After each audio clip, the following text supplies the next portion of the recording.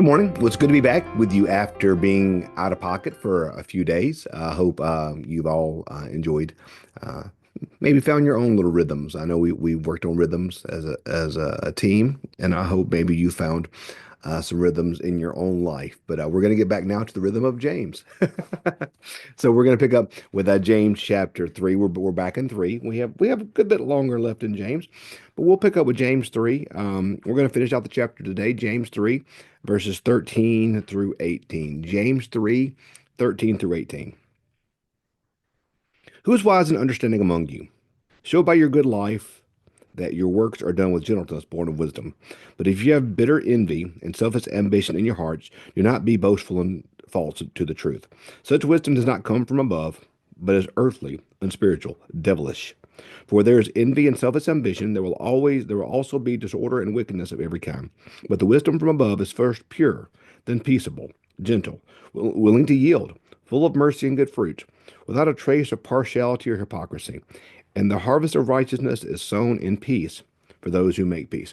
So we see James here continuing to talk. Now, what's interesting to me is he contrasts almost two types of wisdom, and that was something that was weird for me to think about because I never think of I only associate wisdom with spiritual wisdom. So when I think of wisdom, I think of God's wisdom. In fact, I've always kind of understood wisdom basically as being um, seeing things from God's perspective. That wisdom is ultimately seeing things as God sees things. So wisdom to me inherently is spiritual. That's how I've always thought about it. That's how I've always understood it. That wisdom is always spiritual.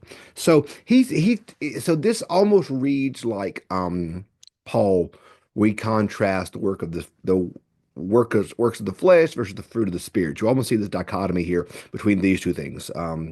And so I never really considered it that way. But Jesus says, "Be wise as serpents, innocent as doves, innocent as doves." So I guess there is something here to seeing, worldly wisdom. That is, the world has a way of thinking about it, and there are folks who are of the world, who definitely have real perspectives, shall we say, and real understandings, shall we say. So, there probably is something to that. So Paul here is contrasting that worldly type of wisdom, that worldly type of understanding versus godly wisdom or godly understanding. So I said Paul, it's not Paul, it's James. James is contrasting those types of understanding. So let's unpack here what we see. He says here, show me your good life that your works are done with gentleness born of wisdom.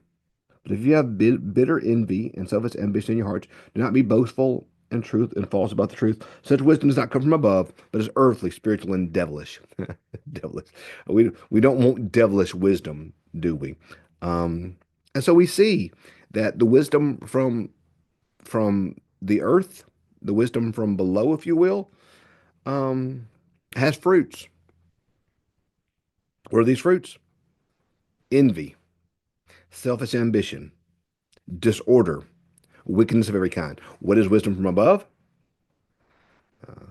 Pure, peaceable, gentle, willing to yield, full of mercy and good fruits, without a trace of partiality or hypocrisy. Willing to yield. Gosh, that's very much like meekness to me. Willing to yield. Um, Most of us don't want to yield, do we? I always say for there to be for there to be peace in the world, um, you're walking down Walmart and you've got a shopping cart and somebody else got a shopping cart and you are headed right towards each other, right? For there to be peace in the world, somebody's got to yield. Somebody's got to be willing to step aside to let the other go. And now what you would hope, obviously the Christian thing you'd hope for would be both sides to step aside and let there be complete peace. But sometimes in life, we as Christians have to be the bigger person. We have to step aside. We have to yield. And boy, that's out of fashion in the world, isn't it? That's completely out of fashion in the world to yield, to allow someone else to go through, to allow things like that to pass. That's not what we often think about as the way that we want to do. That's definitely not the way the world does. However, that is wisdom from above. Because wisdom from above is peaceable, gentle, full of mercy and good fruits, without a trace of partiality and hypocrisy. Remember we talked about a lot about fruits of the spirit and how that's where we want to be and what we want to follow. I think we see here another type of thing for James. The wisdom from God is going to be wisdom that produces peace and unity and relationships. The wisdom from the earth is going to be that division, that wisdom. I see. I even hate to use the word wisdom. I know James does, but I almost hate to use that word wisdom. But that mentality from the world that's going to sow division, that's going to sow discord, that's going to sow disunity, that's going to be full of selfish ambition. And see, I just think that's a good contrast. Willing to yield, selfish ambition. Those two things don't go together, do they? You don't see selfish ambition and yielding in the same place unless the selfish ambition is yielding to get ahead. But that's not what James is talking about. James is talking about being willing to put the good of others ahead of ourselves, being willing to put the needs of others ahead of ourselves, and being willing to even put unity and peace ahead of our own desires. And friends, that's hard.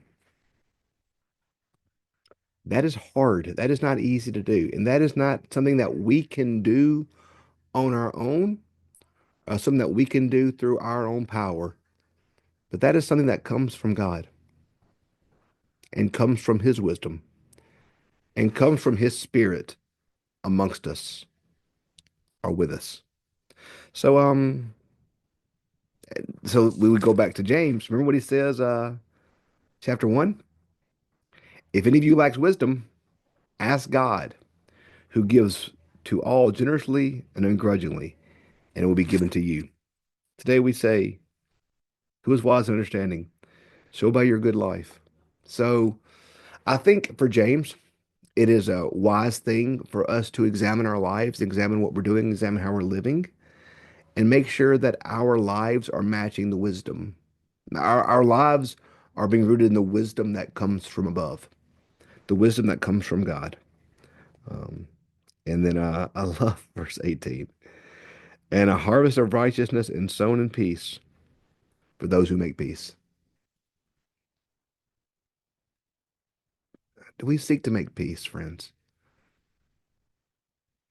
In this world we live in, where everyone's temperature runs so hot and everyone's 1 degree away from burning it all down, and everybody is seemingly always looking for a fight, do we sow peace? Are we in the business of sowing peace? If we sow peace, we will reap peace. If we sow worldly wisdom, we'll reap the fruits of worldly wisdom. If we sow disunity, we'll reap disunity. If we sow anger, we'll reap anger. If we sow peace, we'll reap peace. And that peace is going to come from godly wisdom, from God's plan, from God's life, from God's purpose. So are we thinking like are we thinking like the Lord? Or are we thinking like the world? Is our mentality that of Jesus? Or is that our mentality that of the world? I think about there was an old famous Bible study that used to be out called The Mind of Christ. Do we have within us the mind of Christ, or do we have within us the mind of the world? One of the ways we can look and see is, what are we reaping? Are we reaping peace? Reaping unity? Are we yielding? Are we reaping selfish ambition? Really, that's a good way to tell. So may we be seeking godly wisdom above all else. Hey, thank you for being with us. Have a great rest of your day. See ya.